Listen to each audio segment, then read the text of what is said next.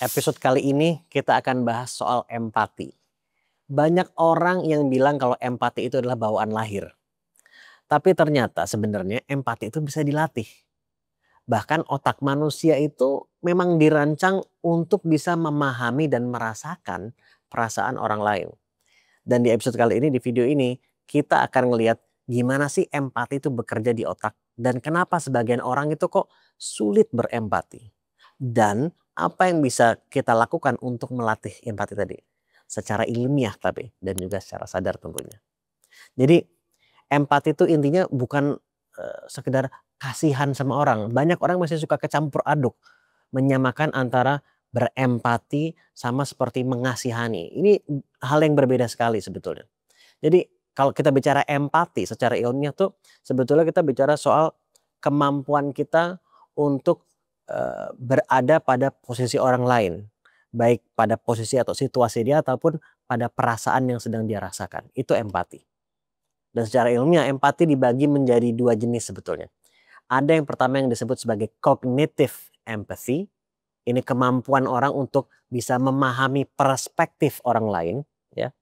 Jadi seakan-akan kita ada di posisi dia dalam perspektif, dalam hal perspektifnya dia, cara pandangnya dia. Kita bisa menempatkan diri kita dengan memahami cara pandang dia. Itu cognitive empathy. Dan yang kedua, ada yang disebut sebagai emotional empathy. Ini kemampuan kita untuk bisa merasakan emosi atau perasaan orang lain seolah-olah itu perasaan kita juga. Jadi bagaimana kita bisa menempatkan nggak hanya perspektifnya tapi juga rasanya seperti apa berada di posisi dia. Nah, jadi meskipun otak kita punya potensi nih ya untuk berempati, secara biologis kita punya kemampuan itu, punya potensi itu. Tapi bukan berarti empati itu otomatis langsung aktif. Jadi dan ada beberapa hal yang sebetulnya bisa membuat empati kita justru menurun. Yang pertama misalnya, ada yang overstimulation. Jadi terlalu banyak informasi dan berita negatif itu juga bisa membuat otak kita jadi dalam tanda kutip jadi mati rasa atau jadi nggak sensitif gitu. Nah, dan nggak peka kan akhirnya jadi. Jadi kita jadi melihat penderitaan tuh tanpa merasakan apa-apa gitu. Karena udah terbiasa, karena udah terlalu sering muncul gitu. Jadi kurang sensitif. Ini bisa menurunkan empati kita. Dan yang kedua adalah stres dan lelah secara emotion juga ya Pak. Tadi sebutnya emotional fatigue gitu. Jadi ketika kita lelah secara mental, prefrontal cortex kita, bagian otak kita yang terkait dengan rasio, logika, kemampuan kita untuk menganalisa, itu juga mengalami penurunan fungsi juga. Nah, jadi otak di situ akhirnya ketika lelah secara mental dan stres ini, otak jadi lebih fokusnya ke survival, bukan ke koneksi secara sosial, ke interpersonal ini gitu. Dan yang ketiga yang juga bisa berdampak terhadap menurunnya empati kita adalah polarisasi di masyarakat ini, polarisasi secara sosial ini. Dan neuroscience itu sebetulnya menunjukkan bahwa empati itu cenderung aktif itu hanya terhadap kelompok yang kita anggap itu bagian dari diri kita sebetulnya. Jadi dalam tanda kutip ya, jadi ketika kita punya kesamaan pada kelompok tertentu, ini biasanya disebut dengan in-group bias. Jadi artinya otak itu lebih peduli pada orang-orang yang mirip dengan kita. Dan lebih cuek kita akhirnya sama yang berbeda dengan kita. Nah, tapi ini, this is the reality gitu ya. Ketika masyarakat kita ini sekarang cenderung mengkotak-kotakan, membeda-bedakan, ada kelompok ini, kelompok itu, kelompok A, B, C gitu. Dengan cara pengkotakan yang berbeda-beda akhirnya membuat kita semakin sulit untuk berempati karena kita hanya melihat oh ini beda sama gue, oh itu beda sama gue, ini sama kayak gue. Kita akhirnya jadi hanya bisa berempati kepada sebagian kecil bagian dari masyarakat yang kita anggap punya kesamaan sama kita akhirnya. Jadi polarisasi sosial ini juga sangat bisa berdampak terhadap menurunnya empati kita dan kita tidak bisa menghindari itu kan sebetulnya. Karena kita hidup di masyarakat yang kenyataannya sayangnya masyarakat saat ini seperti itu. Nah, terus gimana kalau kita hidup di masyarakat seperti itu dan itu bisa berdampak terhadap menurunnya empati kita?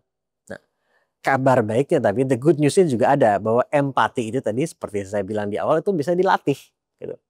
Bahkan ada penelitian yang menunjukkan bahwa latihan empati secara teratur itu bisa mengubah struktur otak kita bahkan. meningkatkan konektivitas di area yang bertanggung jawab atas rasa peduli, rasa kasih sayang, welas asih gitu. Dan ada beberapa cara yang secara ilmiah itu dianggap cukup praktis juga untuk melatih empati kita. Yang pertama yang disebut sebagai perspective taking atau latihan perspektif. Jadi ini ketika kita diminta untuk membayangkan ada di posisi tertentu. Jadi ketika kita mencoba secara sadar gitu ya, kita membayangkan apa sih yang mungkin dirasakan oleh orang tersebut yang sedang ada di posisi ini gitu. Kalau saya ada di posisi dia, apa yang akan saya butuhkan misalnya. Latihan seperti ini bisa mengaktifkan area medial prefrontal cortex kita dan ini adalah area otak yang sangat penting dalam memahami perspektif sosial. So itu yang pertama. Yang kedua, latihan-latihan mindfulness dan self-awareness. Karena saat kita hadir penuh dalam sebuah momen, dari momen ke momen, kita jadi lebih peka terhadap ekspresi orang, nada orang berbicara, pada energi yang sedang mereka proyeksikan, kita jadi lebih peka karena kita aware, kita mindful, kita hadir, kita be present gitu. Nah, dan penelitian banyak menunjukkan bahwa orang yang rutin meditasi itu, dia juga menunjukkan peningkatan empati. Karena aktivitas di insula tadi itu meningkat. Di area yang disebut insula tadi itu meningkat.